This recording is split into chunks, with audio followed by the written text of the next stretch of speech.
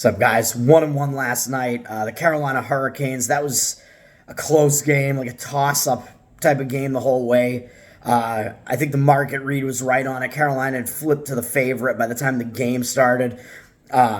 So having them as the underdog in a game that winds up being that close in pretty much every way, that tells you that there was value there. I think it was still the right play to make, but it just didn't get there. So that's unfortunate. Orlando Magic still gave me like a slight winning night, which is kind of ridiculous. They got the moneyline cash as a very small underdog, and they had flipped to a favorite by the time the game tipped off as well.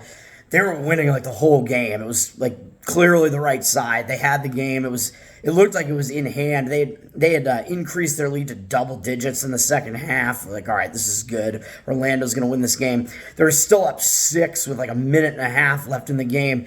Then they give up 7 straight points. They basically like had a quick implosion. I'm looking and all of a sudden they're losing the game with 14 seconds left. I'm like, are you kidding me? You have to be kidding me. And you're up 6 with a minute and change left in the game. Really? And you're going to blow this? But then they scored at the end to still win the game and still get the outright win, the money line cash. Just crazy.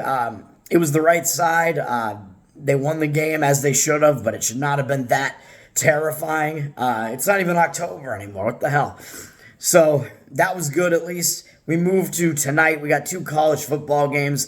my BC Eagles are at Syracuse. Syracuse has gone down. It looks like from a 3-point favorite to 2.5 with some juice at home. 68% of the tickets on them, but 55% of the cash on BC.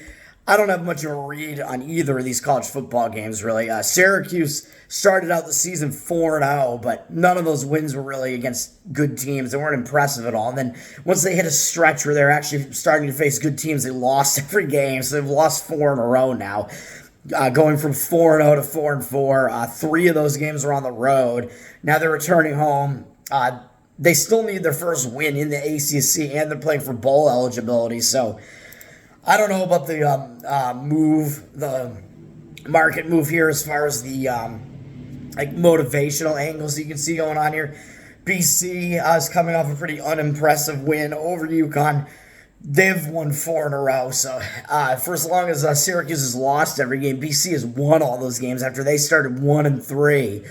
But 2 of BC's losses at the beginning of the season were to Florida State and Louisville, so you can't really fault them for that. And the Florida State game was a bad spot for Florida State, but BC made a huge comeback and got within 2 in that one. So the line is kind of telling you that the odds makers just say BC is like the slightly better team here, but I don't know. I don't know which way to read this at all.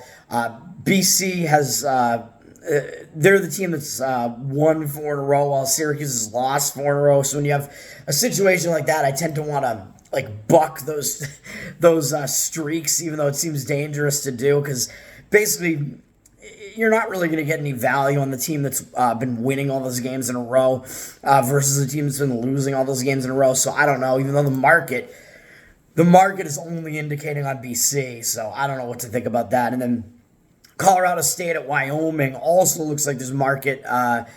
The market read is also indicating on the road underdog here, which I don't know if it totally makes sense either. Wyoming has gone down from a 7-point favorite to a 6-point favorite at home. 82% of the tickets on them, but 54% of the cash on Colorado State. I don't fully understand why that might be the case. Colorado State just got pretty much blown out by Air Force. So you can't really blame them for that. Air Force leading the Mountain West, still undefeated. A very good Air Force team this year. Wyoming coming off getting absolutely destroyed by Boise, which is not a very good-looking loss. Boise, not the completely dominant Boise team that sometimes we had seen in the past. But they were coming off a tough game where they came within 7 of Air Force the prior game and upset Fresno State the game before that. So Wyoming was kind of in a bad spot, and it was a second straight road game. So Wyoming was kind of in a pretty bad spot coming into Boise State there. And they have 5 wins, just like BC does. So maybe both of those teams have that motivation, like a little bit extra motivation with that bowl game, bowl eligibility in sight there with one more win. So that makes me want to kind of lean to Wyoming, but I don't know. And people might look and say Wyoming just got destroyed by Boise. Colorado State actually beat Boise. So they might do that syllogistic thing there. But then again, Colorado State also lost badly to Air Force, and Wyoming played them a lot tougher. So that might wind up being thrown out the window, might wind up being a wash. I don't know. I think Colorado State, Wyoming, because they just need that one more win to get the bowl eligibility, and they're kind of in that like bounce back scenario now after really ugly blowout loss. That's kind of the way that I would lean in that one, but really I don't consider that to be strong at all. Let's go to these plays. NHL, there are 2 games on the board, and I am actually going to be on the Philadelphia Flyers in one of the 2 games here. The other game is New Jersey at St. Louis, which New Jersey's gone down from -163 to -153 on the money line, despite looking like they have 94% of the cash and 84% of the tickets. I don't know which way to lean in the New Jersey-St. Louis game. That's kind of a tough read. The market percentages look like they're going against where the line has actually moved, which has gone down on New Jersey, but you got St. Louis returning home from a road trip and coming off a game, 2 games against good teams, Vancouver and Colorado, even though those games weren't that close. Even though I bet them against the Avalanche, and that game was close going into the third period, so it was still a big effort game. So the Blues are in the worst spot in that series, in that game, in my opinion, because they're returning home from a 4-game road trip up to Canada with only 1 day off, and finished that with a game that was closer than the score indicates, at least against Colorado. Although New Jersey's in a back-to-back, so they played yesterday and swept a home-and-home against Minnesota, so they have no time off, and they're playing a second straight road game. So both of those teams are in negatives. But like I said, the game I'm actually looking at is going to be the Philadelphia Flyers. Buffalo's gone down from -170 to -167 on the money line at home.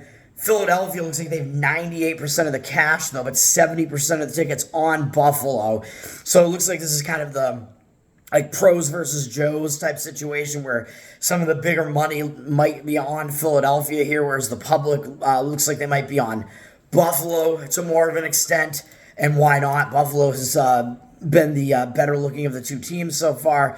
But I think this is a bad spot for Buffalo. And we've seen, it looks like there's a reverse line movement kind of pushing the line down a little bit towards Philadelphia. This is one of those home-and-home situations as well here where the road team, Buffalo, won the first game. They were coming off a win, a shutout win against Colorado, turned around, went to Philadelphia, and were able to beat them 5-2. But I think that's a misleading final score because one of those goals is an empty net. It was a 3-2 game into the later parts of the game, to the second half of the third period. It was a 1-score game. And looking at the statistics, the Flyers completely dominated the game statistically. 40-15 in shots, 22-13 in hits, 54.1% face-off percentage. So Philly had the huge edge in every one of those stats, and I don't think the shot discrepancy was because they were losing and in desperation mode. That wasn't really the case. They were only down 1 goal more than midway through the third period, so it wasn't like they were just throwing up bad shots all over the place. Buffalo, they really put up a stinker in that game as far as the statistics are concerned, and they somehow won the game, and the score looks a lot more dominant than it actually was. So now, the Buffalo went into Philly's home, beat them kind of in an embarrassing fashion as far as the scoreboard is concerned, but Philadelphia outplayed them in a major way. Now this flips around, and now this goes to Buffalo, and Philadelphia goes to their house, and Buffalo starts a 2-game road trip tomorrow against Toronto, and then they have Carolina after that. 2 teams that were in the playoffs last year. So Buffalo might overlook Philadelphia. I mean, even though they probably know they didn't play well in that game, they just went into their house, beat them, and that was off of multiple bigger games leading into that too against New Jersey and Colorado. So are you really going to be focused on Philadelphia now, a team that you just beat on their own ice, when you have a road trip in Toronto coming up tomorrow and then Carolina right after that and bigger games on the horizon here? I don't know. This looks like it's a revenge spot, that quick like road reversal revenge spot for the Flyers here. And it looks like it's a bad spot where, the Sabres might overlook the Flyers here. I took the Flyers plus 154 on the money line, so that's going to be the play there. I think it's the situation seems to dictate that there. I like the Flyers as pretty big underdog price. It's got to be value there on the Flyers with that price. And again, like I said, that score in that previous game was very misleading as well. And Philadelphia really outplayed them, and it's crazy that the final score was what it was in that game. Moving to the NBA, we'll have one play, and I had an almost play, which I'll talk about. I do lean to the Pacers. Cleveland Cavaliers it looks like they've gone down from 2.5 to 2 as a favorite on the road at the Pacers. I think almost everything about the spot looks like a bad situation for Cleveland. Cleveland's coming off that game that I was on where they got revenge against the Knicks. That's a big win. Not only was it quick revenge, but it was revenge for getting eliminated from the playoffs last year because it was the Knicks who ended the Cavs season last year in the playoffs. So that was a big win for the Cavs, kind of double revenge there. Now they play a second straight road game at Indiana, and they have Golden State up next. So it looks like they could just look right past the Pacers here potentially, and Pacers getting points at home looks pretty tasty, I would say. I lean to the Pacers, but the only thing that keeps me off of it is that Cleveland did just lose by double digits at home to the Pacers. So that was 3 games ago on the 28th, so not long ago, so they probably do still remember that. So that's one thing that might still have Cleveland a little bit focused and motivated here because they know this team just beat them in their own house, so they might not completely overlook them just because of that. And if that wasn't the case, I would probably be on Indiana here. I still lean that way, but the play that I'm actually making here is going to be on the Memphis Grizzlies. Even though it looks like they've ticked down from -3 to -2.5 on the road, I actually laid 2. The line is kind of all over the place. I found them at -2. They're a road favorite. It looks like they have 77% of the cash, though, but only 53% of the tickets. So even though this looks like the number has gone down, I don't really think that's the case. 'Cause I think the 3 that it's showing is an opener here. Maybe it opened at that, but I think the line actually was down to 2 and is now moving up again to 2.5, in my opinion, and I think so. Because I was able to find the 2, and that's what I laid. I do think that there's more of the money than the tickets on the Grizzlies. I think that is correct, and I think I know why. And you're going to look at this, and even though people know the Grizzlies are kind of the name team here. They were in the playoffs last year. Everybody knows the Grizzlies by name, but people are going to look at this and see the Grizzlies are 0-5 to start the season, and really, like, they have not looked good. And people are like, why would you want the Grizzlies at all? And people are going to look at this and say, how could the Grizzlies possibly be a road favorite against a team that has a better record than they do? They haven't even won a game yet. How could they possibly be laying points on the road? Well, I think that the Grizzlies are indeed still the better team. The line is telling you they are actually still the better team. And they're coming off probably their worst loss so far of the season, which was at Utah.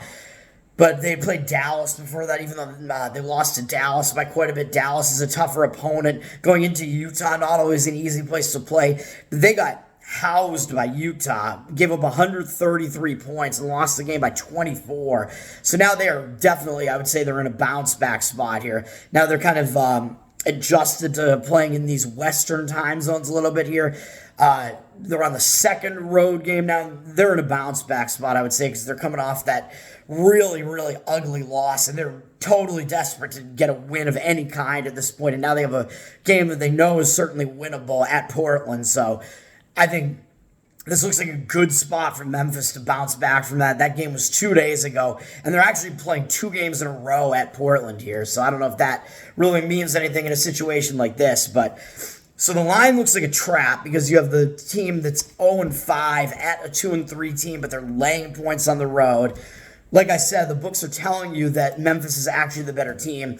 2 of Memphis's losses are really losses that you can explain quite easily because they lost, even though they were at home, they lost to Denver only by 4, and they lost to Dallas. Those are two pretty good teams. Dallas is off to a hot start. Denver, they're the returning champions, man. So you can't fault them for those two losses, really.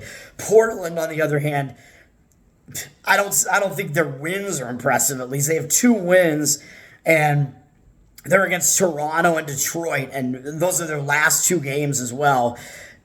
Not the best teams in the NBA, let's say, but not only that, but so Portland, so these records aren't totally indicative of how good or bad these teams actually are early on in the season, but Portland is also returning from a 3-game road trip that took them out east to Philadelphia, where they lost in blowout fashion, but then they turned around on a back-to-back and won at Toronto to bounce back from that with no time off. Then they went to Detroit and wound up winning that game. And now they have to come back home with only 1 day off. So, not the best spot for them. And they kind of had a packed schedule there from the 25th to the 1st. They only had the 26th, 28th, and 31st off. So they played 5 games in 7 days in that stretch. And now this is a 6th game in 9 days now, which is still not, or sorry, 6 in, is it? Yeah, I think it's the 6th in, or 6th and 10, whatever it is. That's still not a good, they've still had a packed schedule, and they're returning home from a road trip, and like I always say, the return home from a road trip is always like a distracted spot for a team, so I think that might be the case with Portland here. So they're in a negative spot, even though they know that Memphis is a playoff team. Where they normally have more focus on a team like Memphis, maybe that is a little bit less the case when it's a winless team that they're having to face here. So that might take a little bit of focus away from it and might add to kind of the distraction spot of returning home here from Portland, just because Memphis has not looked good at all so far. I think there actually is some value on Memphis here because they think they are still the somewhat significantly better team here. That's the way I'm looking here. Portland's in the negative scheduling spot. The line looks like kind of a trap. It looks like the market is kind of in agreement with me here. And I think Memphis is in the much more positive scheduling spot. So that's going to do it. So Memphis Grizzlies -2 in the NBA and money line plus 156 on the Philadelphia Flyers in the NHL. Let's get it. We've been hot. Let's continue the hotness, man. NBA especially. Let's do it. Peace.